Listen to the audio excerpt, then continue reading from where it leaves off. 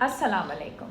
खाने को बनाते वक्त या प्रिपेयर करते वक्त जायके का ख्याल तो सभी रखते हैं, लेकिन खाने को प्रिपेयर करते वक्त ऐसी बात का ज़रूर आप ख्याल रखें कि खाने के जायके के साथ साथ खुशबू के ऊपर भी फोकस हो। ऐसी चीज़ें ज़रूर ऐड की जाएं उसकी कुकिंग में कि खुशबू जो है वो खाने के अंदर से आ रही हो, जायके के अलावा।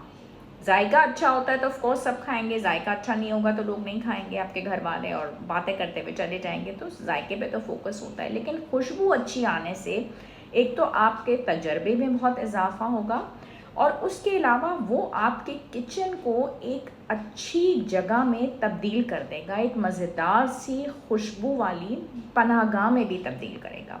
ये एक्सपेरिमेंट आप करके देखें।